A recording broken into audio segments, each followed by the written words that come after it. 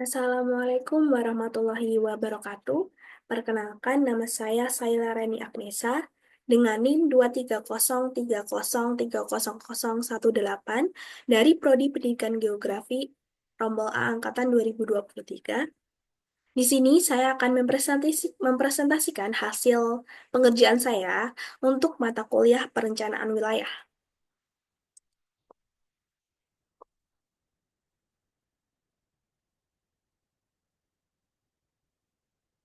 Baik, di sini ada judul Perencanaan Wilayah Perbatasan di Indonesia.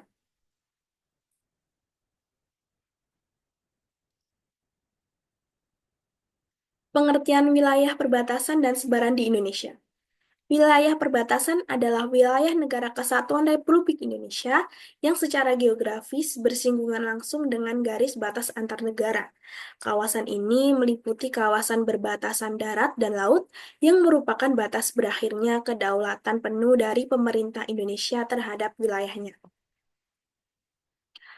Wilayah perbatasan di Indonesia terbagi menjadi dua, yaitu perbatasan darat dan laut.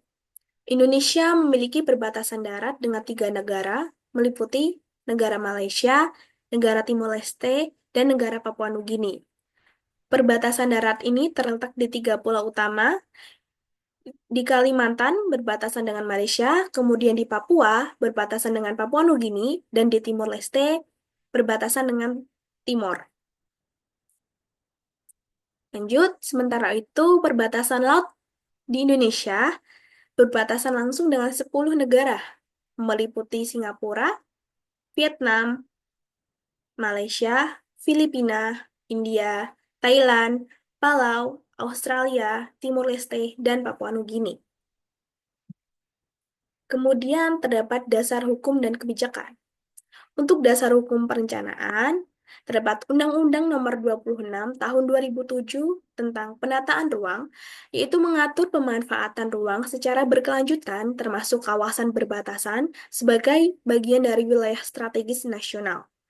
Kemudian terdapat kebijakan, terdapat Peraturan Presiden Nomor 118 Tahun 2022 tentang Rencana Induk Pengelolaan Batas Wilayah Negara dan Kawasan Perbatasan 2020 sampai 2024. Kebijakan ini bertujuan untuk memperkuat kedaulatan negara, mengoptimalkan kehadiran negara di perbatasan, dan mewujudkan pemerataan pembangunan di kawasan perbatasan.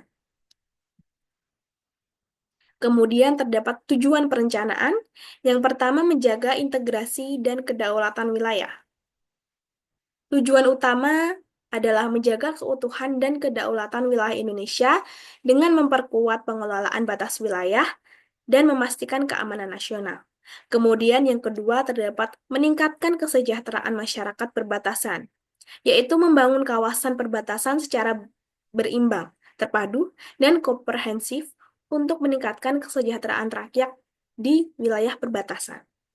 Kemudian yang terakhir, terdapat pemerataan pembangunan wilayah, yaitu mengatasi ketimpangan pembangunan antara wilayah perbatasan dan wilayah lainnya dengan memperhatikan potensi dan hambatan spesifik di setiap wilayah perbatasan.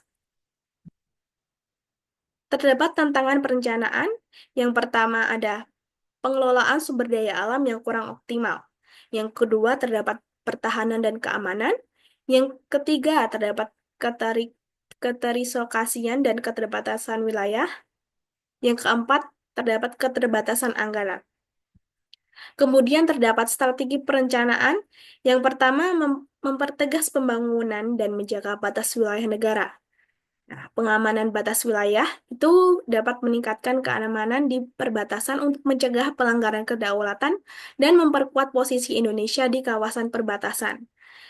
Kemudian, pembangunan infrastrukturnya itu dapat membangun infrastruktur dasar seperti jalan, jembatan, dan fasilitas umum untuk mendukung kegiatan ekonomi dan sosial di wilayah perbatasan. Kemudian yang kedua, menciptakan pusat-pusat pertumbuhan ekonomi, yaitu pengembangan sektor unggulan dengan mengidentifikasi dan mengembangkan sektor unggulan di setiap wilayah perbatasan seperti pertanian, industri kecil, dan pariwisata untuk meningkatkan pendapatan masyarakat. Yang ketiga, menyediakan infrastruktur pemukiman yang layak huni. Nah, Hal ini dapat menyediakan infrastruktur dasar seperti air bersih, listrik, dan sarana transportasi yang memadai untuk meningkatkan kualitas hidup masyarakat perbatasan. Kemudian, yang keempat terdapat pemberdayaan masyarakat dan pengembangan sumber daya manusia. Nah, hal ini dapat dilakukan melalui pelatihan dan pendampingan untuk meningkatkan kemampuan dan keterampilan masyarakat dalam mengelola sumber daya lokal. Dan yang terakhir, terdapat pengelolaan lingkungan yang berkelanjutan. Pengendalian pemanfaatan ruang ini juga termasuk salah satunya, yaitu mengendalikan pemanfaatan ruang di kawasan perbatasan untuk menjaga keseimbangan lingkungan dan meminimalisir dampak negatif dari kegiatan pembangunan. Selanjutnya ada program prioritas, yaitu ada pengembangan infrastruktur dasar, seperti dapat meningkatkan aksesibilitas dengan membangun jalan dan jembatan untuk menghubungkan wilayah perbatasan dengan pusat-pusat ekonomi. Kemudian yang kedua terdapat pemberdayaan masyarakat dan pengembangan ekonomi lokal. Ini dapat mengembangkan sektor unggulan, nantinya dapat mengidentifikasi dan mengembangkan sektor unggulan di setiap wilayah perbatasan seperti pertanian, industri kecil, dan pariwisata. Yang ketiga terdapat pengembangan kawasan strategis, yaitu dapat mengembangkan PKSN atau Pusat Kegiatan Strategis Nasional sebagai pusat pertumbuhan ekonomi dan kegiatan strategis di wilayah perbatasan. Kemudian yang keempat, ada peningkatan keamanan dan pertahanan. Meningkatkan keamanan di perbatasan untuk mencegah pelanggaran kedaulatan dan memperkuat posisi Indonesia di kawasan perbatasan. Kemudian yang terakhir ada pengelolaan sumber daya alam yang berkelanjutan. Seperti dapat eh, konservasi lingkungan itu bisa dilakukan untuk menjaga keberlangsungan lingkungan, untuk mendukung kegiatan ekonomi berkelanjutan. Kemudian terdapat daftar pustaka. Nah, kesimpulan dari yang sudah saya sampaikan tadi adalah wilayah perbatasan adalah kawasan strategis yang berbatasan langsung dengan negara lain dan memiliki peran penting dalam menjaga kedaulatan serta mendorong pemerataan pembangunan. Pembangunan wilayah ini didasari oleh sejumlah regulasi seperti Undang-Undang Nomor 26 Tahun 2007 tentang penataan ruang, mengatur pemanfaatan ruang secara berkelanjutan, termasuk kawasan perbatasan sebagai bagian dari wilayah strategis nasional. Tujuan utamanya adalah meningkatkan kesejahteraan masyarakat, memperkuat pertahanan negara, dan menjadikan perbatasan sebagai beranda depan yang maju. Strategi perencanaan dilakukan secara terpadu dengan fokus pada pembangunan infrastruktur, layanan publik, dan penguatan keamanan. Cukup sekian presentasi dari saya. Bila ada kurang dan salahnya, saya mohon maaf sebesar-besarnya. Wassalamualaikum warahmatullahi wabarakatuh.